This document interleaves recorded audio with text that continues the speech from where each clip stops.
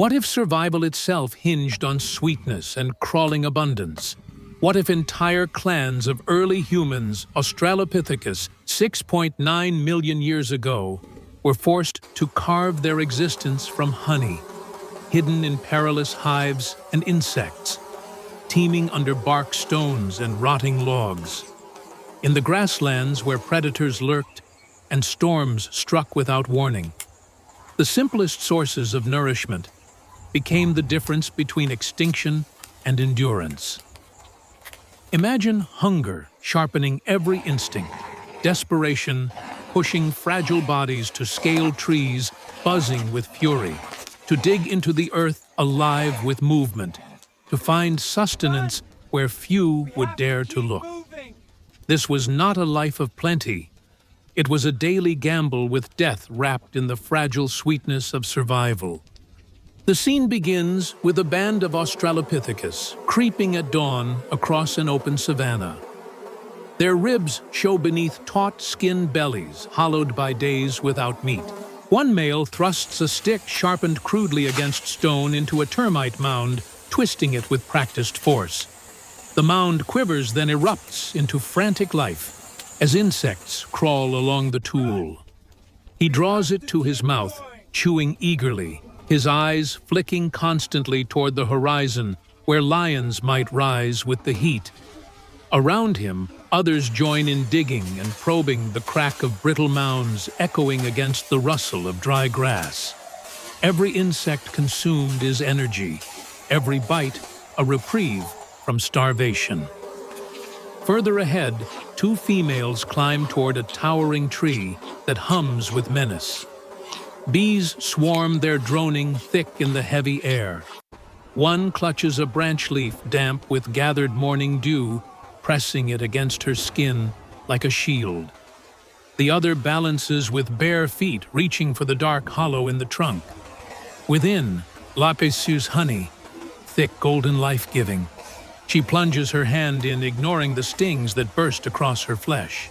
Her cries are silent, swallowed by determination, as she pulls free the dripping comb and passes it down. Below, children squeal with open mouths, faces smeared with sweetness. For a moment, hunger yields to joy, but danger comes with sweetness. The scent carries on the wind, luring not only rival bands but predators with sharper noses. From the ridge emerges another group of Australopithecus, leaner, harder eyes burning with the same hunger. They move swiftly, rocks in hand, their intent clear: take the food, drive away the weak. The first clan stiffens, clutching their precious honey, hissing with guttural warning. Rocks thud against the earth, insects spill, and the savanna trembles with the raw clash of survival. As the struggle unfolds, thunder growls in the distance, and dark clouds roll, swallowing the horizon in shadow. Lightning splits the sky, striking close enough to send fire crackling through the dry grass. Now, enemies and allies alike face the same terror flame racing across the land, smoke filling their lungs, forcing them to scatter. Honey-forgotten insects abandoned, they flee toward the river's edge where water churns with lurking crocodiles. Hunger becomes secondary to fire insects, forgotten in the stampede for survival. The storm breaks fully as the clan scrambles along the muddy riverbank. Rain lashes against their bodies, washing blood, sweat, and the sticky glaze of honey from their skin.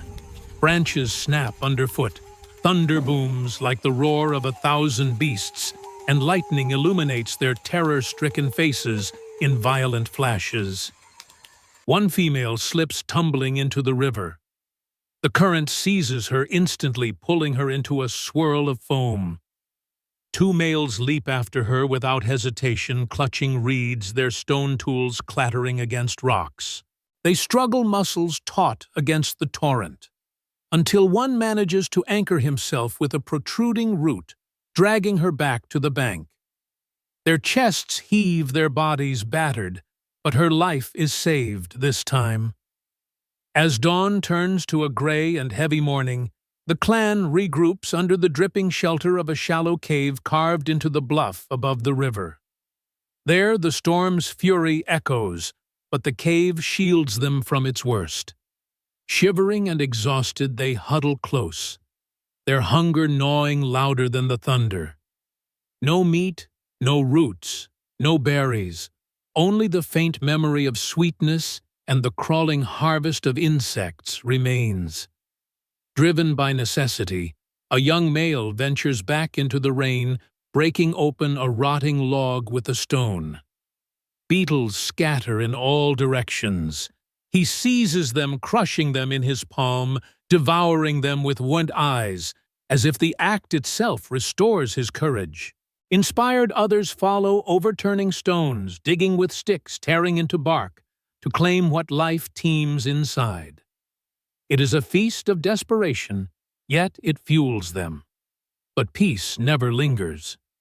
From the trees beyond the clearing, golden eyes glint. A leopard thin with hunger slinks forward, drawn by the cries of the young.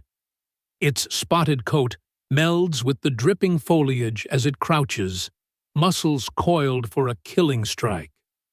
The clan senses it first, with silence, then with rising panic.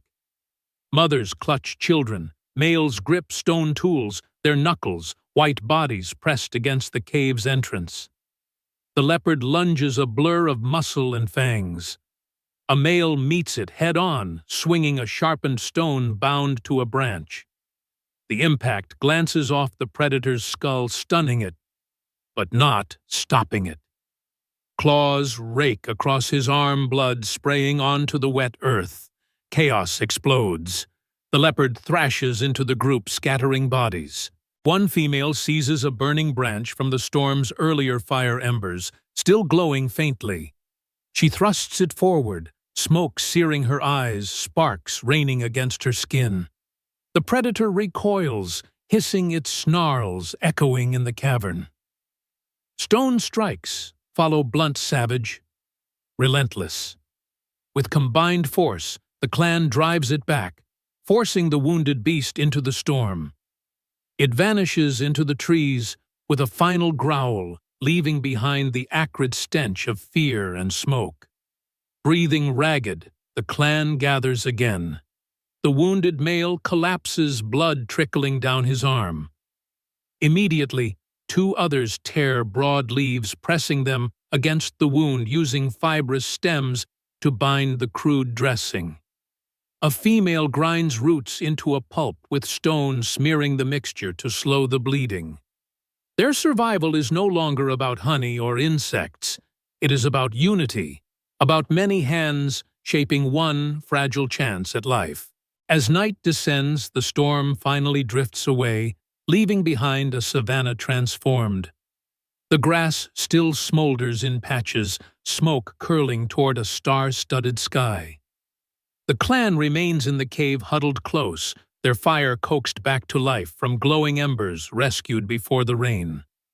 Flickering flames dance across the stone walls, illuminating tired faces smeared with ash and honey, their shadows stretching like ancient spirits against the rock.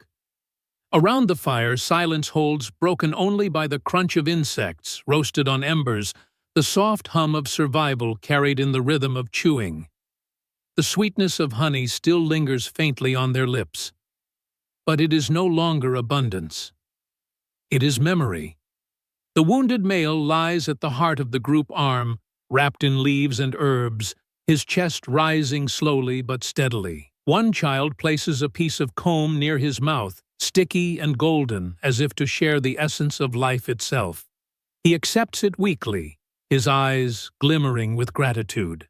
It is not victory they celebrate, but endurance, the raw triumph of still being alive when the land itself tried to devour them. At dawn, the clan emerges to a savanna reborn. The rains have washed clean the earth, filling shallow depressions with water. Birds call from treetops, and the smoke of burned grass parts to reveal new shoots already struggling toward the light. The insects return in swarms, rising from the ground, a living tide of nourishment. Guided by instinct, the clan begins to gather again, probing mounds, overturning logs, harvesting what they can. Once more, they climb trees, faces swelling with bee stings, yet their arms cradling combs of honey that glisten in the morning sun like liquid fire. Yet something has changed. The clash with rivals, the storm's fury. The leopard's attack, all have bound them tighter. Now, when one climbs, another steadies below. When one digs into the earth, others guard the horizon. Their survival is no longer a scattering of desperate acts, but a symphony of unity, each gesture echoing the same truth. Together they endure. As twilight falls once more, they sit in a circle, bellies no longer hollow, but filled with the sweetness of honey and the bitterness of insects.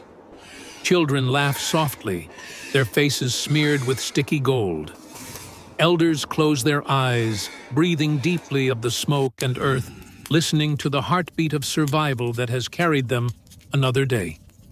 The fire crackles sparks, lifting into the night, as if carried by unseen ancestors.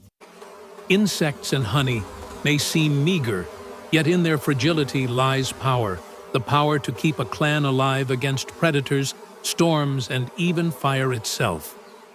In this fragile balance of sweetness and struggle, they carve their legend into the endless savanna, proving that survival is not about what is eaten, but about what is endured.